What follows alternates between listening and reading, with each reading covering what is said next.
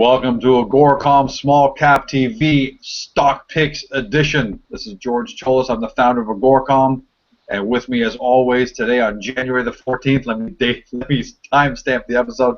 January 14th, 2015. With me, as always, our chief market commentator, Allan Barry Laboucan. Allan, say hello, buddy. Hey George, how you doing, man? We've been doing these shows for about a year and a half now, and I just realized when you said that we never date them when we start them. But so everybody knows it's January the 14th on this one. I see you're joining us from the live on the road today. I'm on the road, my man. I'm always moving. I got to make enough money to be able to pay you, so I'm working two jobs. You better keep working then, buddy. Hey, before we move on to anything, I want to congratulate you, and I want everyone at home to know that you're back on TV. Give us the details. Yeah, it's been a while. You know, I used to appear fairly regularly on BNN back in the day when Pat Boland was there, and even a couple of years after Pat left BNN. But over the years, Pat Boland and I had a lot of really good conversations about the market on TV. I really enjoyed our conversations, and he's now moved on to Sun News Network. And recently, Pat and I were in communication over the email, and I had some ideas for them, and they invited me to come on. And not only did they invite me to come on this Friday at 9:30 Pacific Standard Time, so 12 back east, 12:30, sorry, back east. I will be on every second Friday after that as well, at the same time. So it's going to be a regular every 2-week gig for me. I'll be on for about 10 minutes to talk about what I see in the markets and some trends that I'm seeing, and a few picks as well. Allan Barry, Agoracom, back on network TV. Gotta love that. There you go. Yeah, chief market commentator from Agoracom. Go national. Look out, folks. You better tune in. Check with your local listings. Oh, yeah. Had to give we'll you make sure we provide links of any on demand. Hey, for everyone's going to be working, because most of our people like to work. Actually, they have a job at at that time. Is there going to be? Do you think there'll be on-demand links so people can watch it after the fact? Yeah, I won't hold it against you too much for going to work that day and not taking lunch hour and the last half hour joining me and Pat Boland for 10 minutes. But yeah, if you're one of those folks, no, definitely they'll have it online after, within a time frame after. If folks want, I will be tweeting it out. If you're on my email list, I'll be emailing it out, the link to it and everything. Yeah, we'll do everything. A lot of fun. There. By the way, it's going to also be on your new. It's also going to be on your new blog that we're going to be springing on you next couple of days here, next 3-4 days. Tell everybody about that, man. Your front page now. You after page. Yeah, well, it only took me about a year and a half of being a great contributor of content to George Tsiolis's Agoracom.com that I finally made it to the front page. We're going to have a nice little place on the front page for folks to find all the stuff that the various different shows. And I'm looking at doing some ideas with that as well, George. From time to time, I think I'm going to, I used to do a lot of writing. The first few years of my reports were all just email reports that I sent out, and I don't write as much. I love doing these shows because I like the contact between the audience and myself when I'm talking. Some of that's very difficult to write, but I do enjoy writing. Maybe I'll do some quick blasts in there, or but I'm going to plan on using that blog on Agoracom quite a bit. And it's just going to make it a lot easier for everyone to find your content. The link to your Twitter account will be there. All these videos will be posted in there.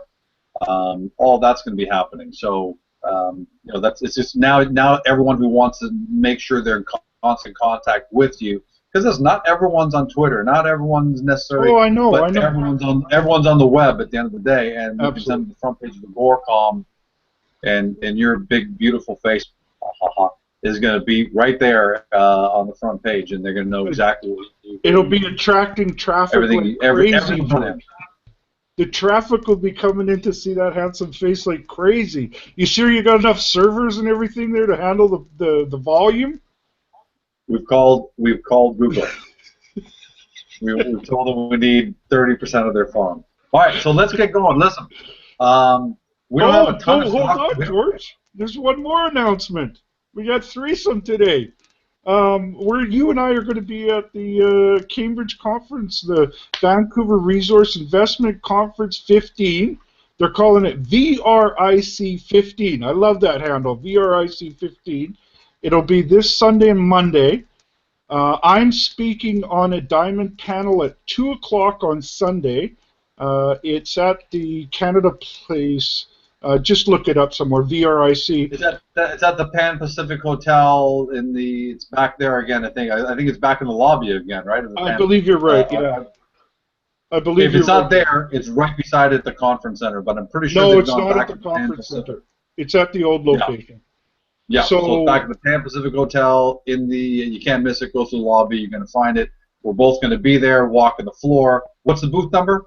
I'm speaking at 2 o'clock on the diamond panel. From 2 till 3. So, love to have folks visit us there. And then also, yes, I have a booth, 1811. I have the booth for both days.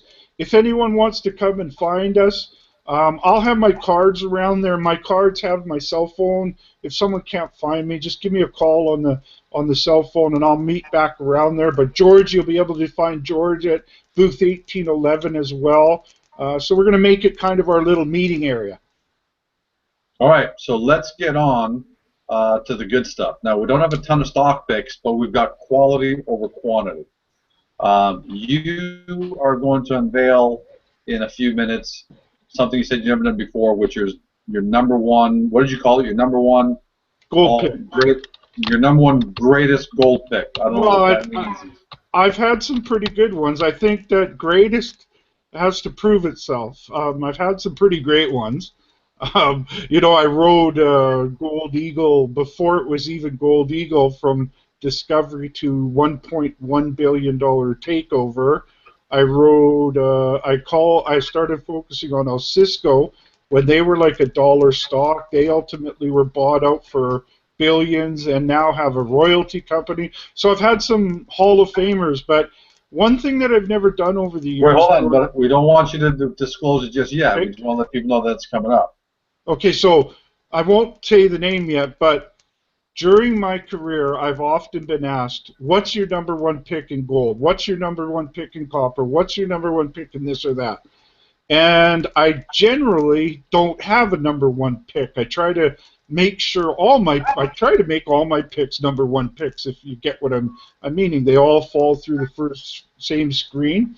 But for the first time in my career, I'm ready to have, and I've been putting out newsletters for almost a decade now.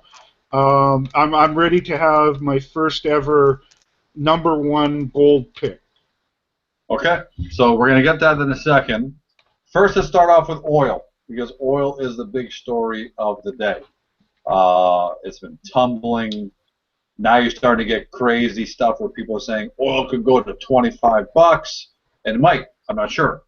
But this is what I put out on the web via Twitter just the other day. Share this, everybody. Maybe we should start with the genesis of what this all started at, George. I had put out a tweet just before this one, and I said something to the effect that I was looking at charts of the U.S. dollar against every currency, and it was getting beaten down, and I was saying that I thought that was one of the most the biggest crowded trade besides oil. And then we got to talking about oil as well. Okay, so let's talk about the U.S. dollar first. So here's you just heard. So here's the theory behind the U.S. dollar now. First of all, the U.S. dollar and the oil are kind of two stories in one. But we'll take it step by steps, and then we'll go to that tweet that everyone can see right here. Yeah, normally, George, I'm not trying to get the steps down for everybody. This one, it actually makes part of the story, so I thought it was important to. Yeah, exactly. So you looked at all the charts of the forex charts against the U.S. dollar. And you told me that, and you saw some big time topping in the I U.S. saw dollar them against. actually. I saw them all having hit a top and starting to look like the formation of rolling over. Every one of them, even including the Japanese yen. So against the pound or the euro, the Canadian, the Aussie has been still showing a little bit of strength, which is kind of surprising considering what's been happening with commodities. But yeah, the general trend I'm seeing is, and you can even see it in the U.S. dollar index.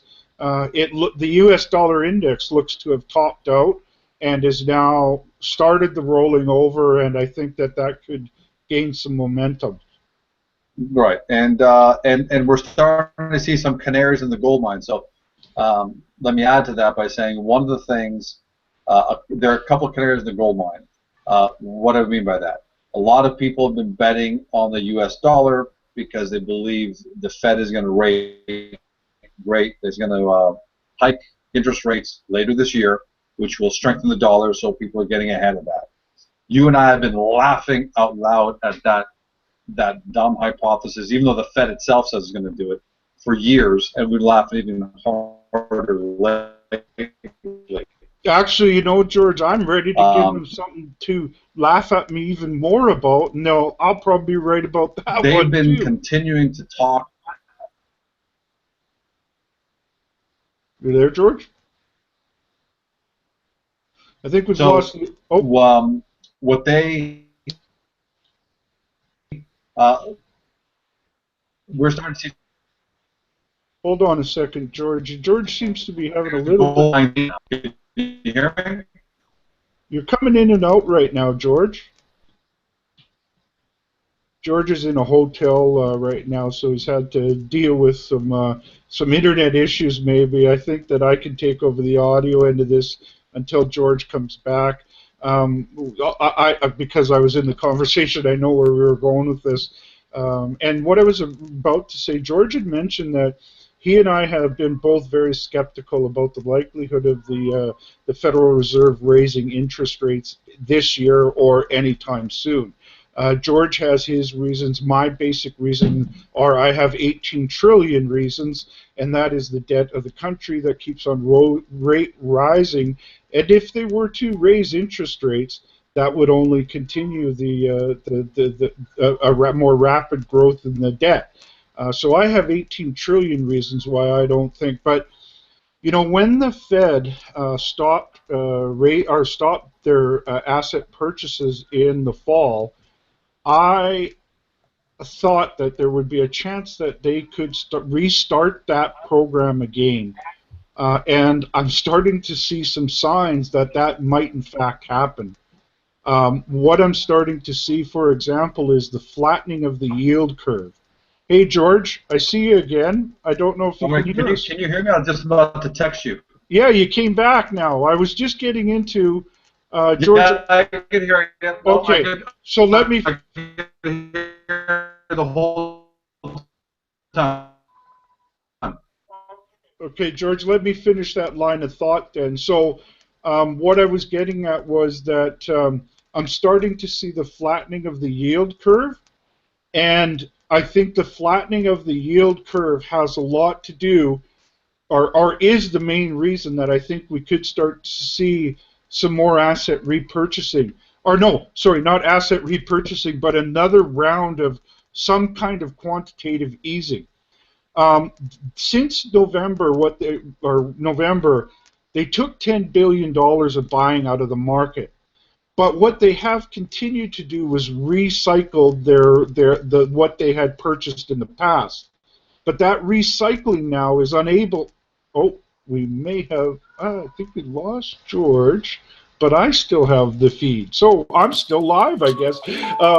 George will come back in. So, oh, hold on. George is calling me on my phone. Let me hear what he has to say here. I'm going to get George on the phone, I guess. Hey, George.